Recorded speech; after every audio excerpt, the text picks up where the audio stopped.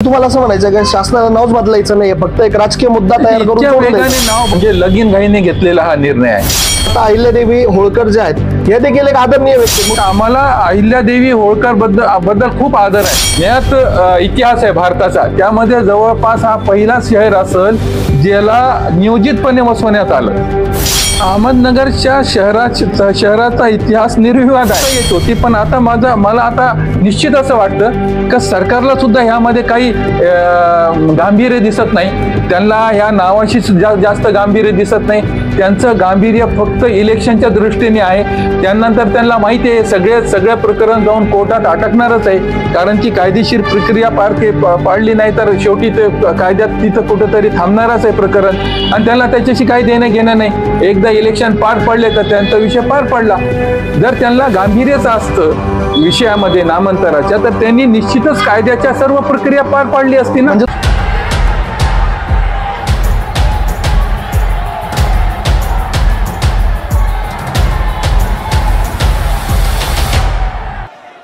नमस्कार, U24 news मध्ये आपल्या सर्वांचं पुन्हा एकदा स्वागत. आपण पाहतोय की ऐन विधानसभा निवडणुकीच्या पार्श्वभूमीवर अहमदनगर शहराचं, तालुक्याचं व जिल्ह्याचं नाव बदलण्याची घोषणा या ठिकाणी महाराष्ट्र शासनाकडून करण्यात आलेली आहे आणि त्याला केंद्र शासनाने मंजुरी देखील दिलेली आहे. याच विषयावरती चर्चा करण्यासाठी आज आपल्या सोबत आहेत ज्यांनी याचिका दाखल केली होती कोर्टामध्ये. अहिल्यानगर या नावाला विरोध करत अहमदनगर हेच नाव हवंय अशा पद्धतीचं ज्यांचे विचार आहेत, आर्किटेक्ट अर्शिद शेख आपल्या सोबत आहेत.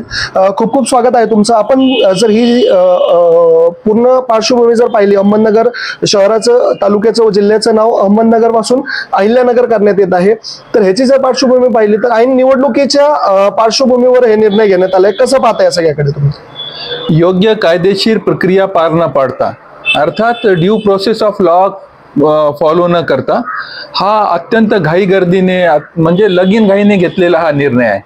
आणि हा फक्त राजकीय दृष्टिकोनातून घेतलेला निर्णय आहे.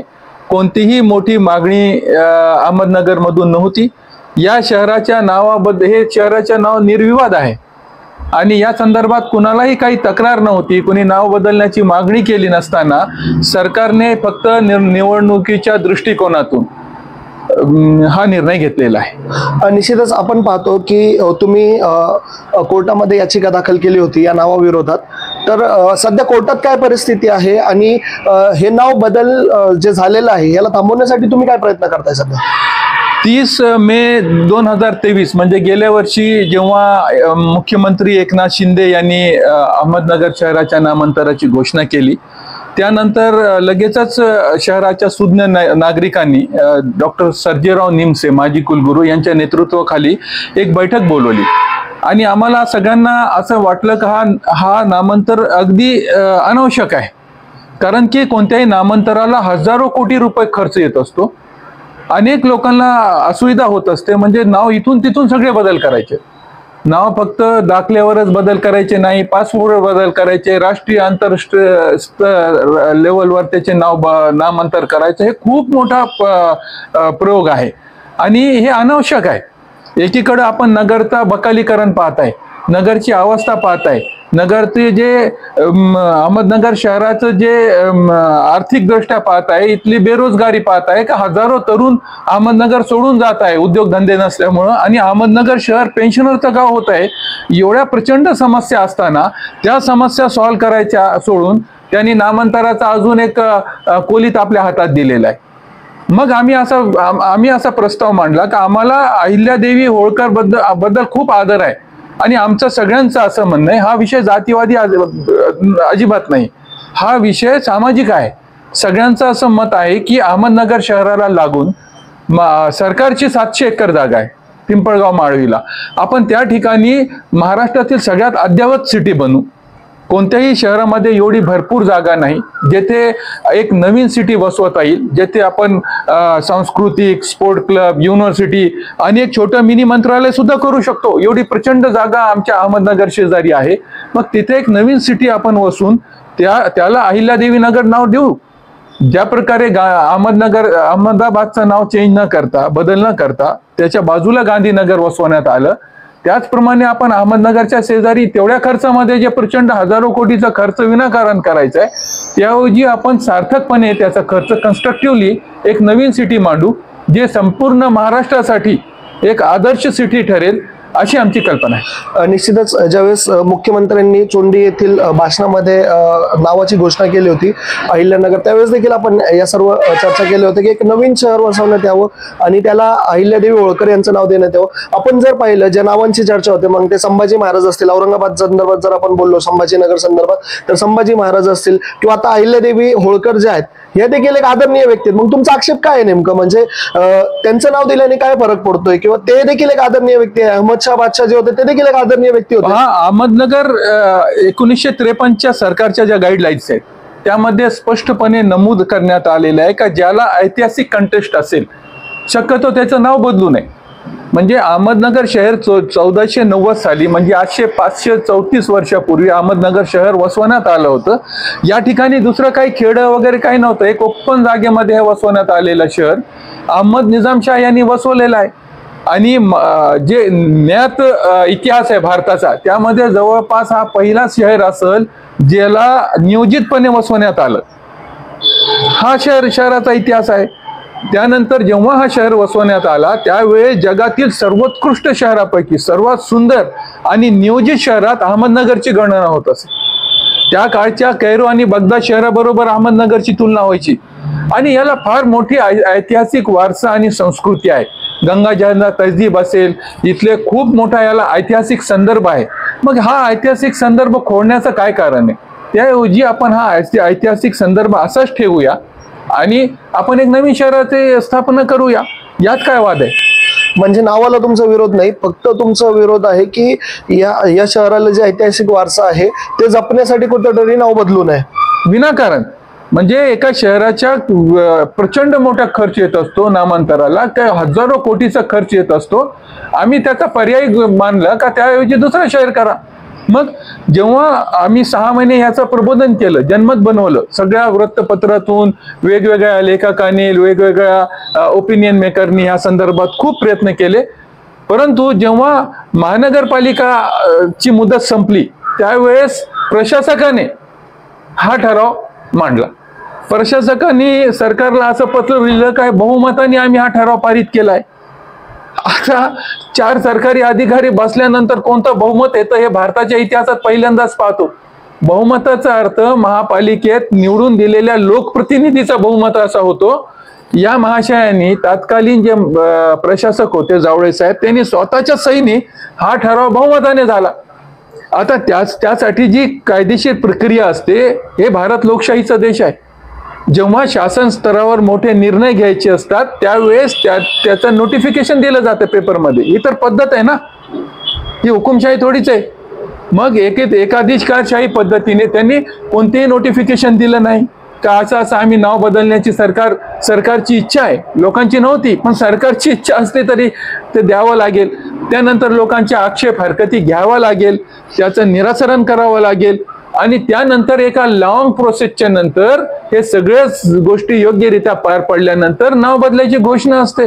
त्यांनी एका रात्रीतून ते पाठवून दिलं, एका दिवसातच पाठवलं आणि त्या राज्य मंत्रिमंडळ जे सरकारचंच आहे त्यांनी ते पाठवून दिलं. काही एक त्याची शहनिशाणा करता आणि वर केंद्रात सुद्धा तेच सरकार आहे.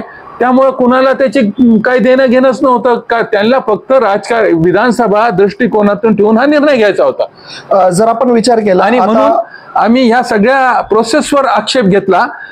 तातडीने आम्ही मार्च एप्रिल मध्ये हायकोर्टाकडे धाव घेतली आणि आम्ही धाव घेतली असताना मग त्यावेळेसची जी पोझिशन होती ते फक्त आम्ही ज्या प्रोसेसमध्ये होता ना नामांतर, त्यावेळेसच आम्ही त्यावर आक्षेप हायकोर्टात नोंदवलेला आहे. आमची याचिका आदरणीय डॉक्टर सर्जेराव निमसे यांच्या अध्यक्षतेखाली आहे. ते एक पिटिशनर आहे आणि त्यात दुसरे पिटिशनर आहे पुष्कर सोहनी साहेब. हे इस्रोमध्ये सायंटिस्ट आहेत आणि विशेष म्हणजे त्यांनी पेनिसिल्व्हेनिया युनिव्हर्सिटी अमेरिकेतून अहमदनगरच्या निजामशाहीवर PhD केलेली आहे. हा इतिहास सर्वांना माहिती आहे. नगरच्या मुलांना हा इतिहास माहिती आहे का नगरचा आपला ऐतिहासिक वारसा काय आहे. तर आम्ही तिघांनी मिळून आणि तिसरा पिटिशनर मी होतो, आम्ही तिघांनी याचिका दाखल केलेली आहे. अहमदनगरच्या शहराचा इतिहास निर्विवाद आहे, यामध्ये कोठे शंका नाही. आदरणीय आदरणीय शहाजी महाराज येथेच मोठे सरदार होते. त्यांचा फार मोठी कर्तबगारी आहे आणि त्यांचा इतिहास सुद्धा अहमदनगरशी जोडलेला आहे. परंतु कधी कुणी अशी मागणी केलेली नाही का नाव बदलायची कोणत्याही. आणि अनेक मातब्बर लोकांचा इतिहास अहमदनगरशी जोडलेला आहे.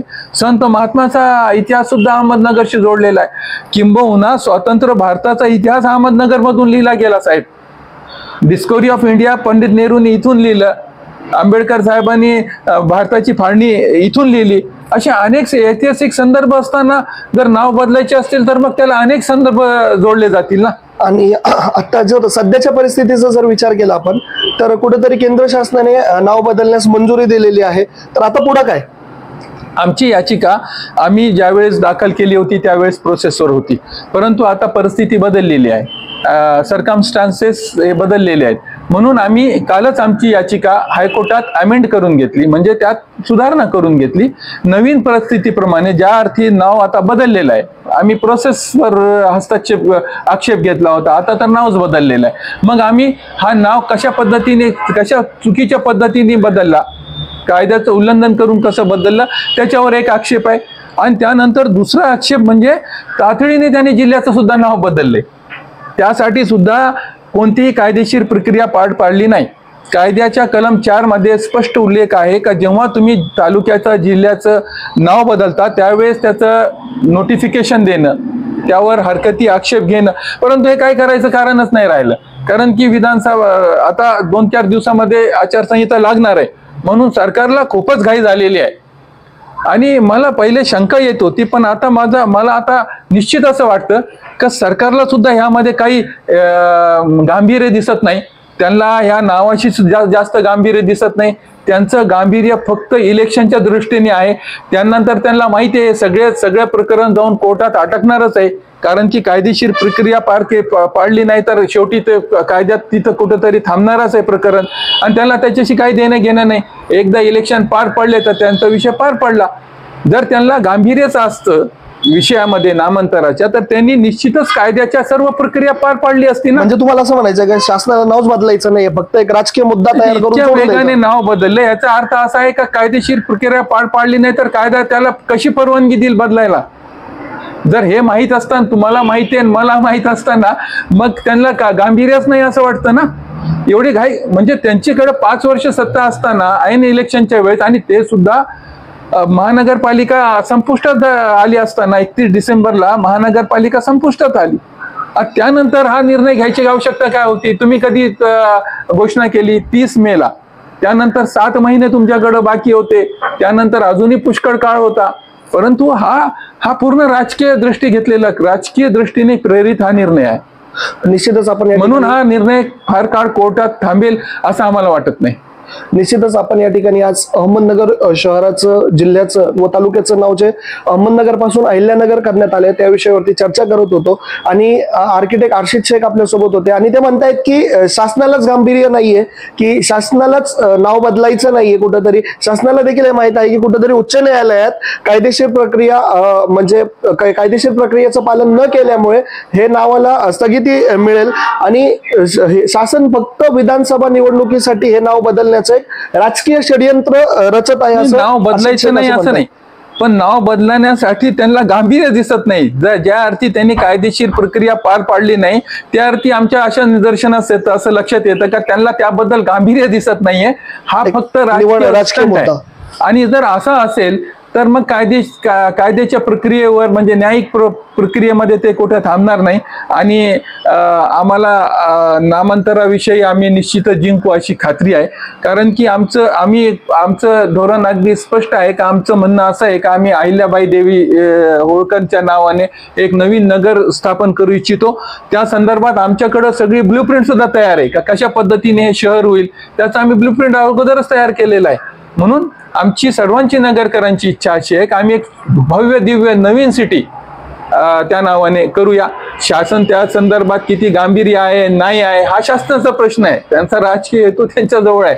पण आम्ही नगरवासी असताना आम्हाला आमच्या नगर शहराचं देणं घेणं आहे. आम्हाला असं वाटतं की आमच्या शहराने आपला जो गौरव आहे, जो ऐतिहासिक गौरव आहे, तो पुन्हा प्राप्त करावा. आणि तो कसा प्राप्त करावा या संदर्भात आमच्याकडे संपूर्ण ब्ल्यूप्रिंट तयार आहे. निश्चितच आपण या ठिकाणी पाहतोय की मागच्या वेळेस देखील आपण या मुद्द्यावरती हर्षित यांच्याशी चर्चा केली होती की एक नवीन शहर वसवण्यात यावं, त्याचं ब्लूप्रिंट देखील तयार आहे आणि ते शहर कुठेतरी एक जगातील सर्वात सुंदर शहर असावं, तिथे एक क्रीडा व्यासपीठ असावं, एक त्या ठिकाणी मोठे युनिव्हर्सिटीज असाव्यात, एक ते शिक्षणाचं केंद्र बनावं, ते प्रत्येक गोष्टीचं ते केंद्र असावं, असं एक सुंदर शहराची कल्पना हर्षित शेख करताना आपल्याला दिसतात आणि त्याला आदरणीय अहिल्यादेवी होळकर यांचं नाव देण्यात यावं अशी मागणी ते करतायत. जर तुम्हाला हा व्हिडिओ आवडला असेल आणि तुम्ही एक जर नागरिक म्हणजे जागृत नगरकर असाल तर या व्हिडिओला नक्की जास्तीत जास्त शेअर करा आणि तुम्हाला नगर शहराच्या, जिल्ह्याच्या व तालुक्याच्या नामांतराबद्दल काय वाटतं ते कमेंट बॉक्समध्ये आम्हाला नक्की कळवा. धन्यवाद.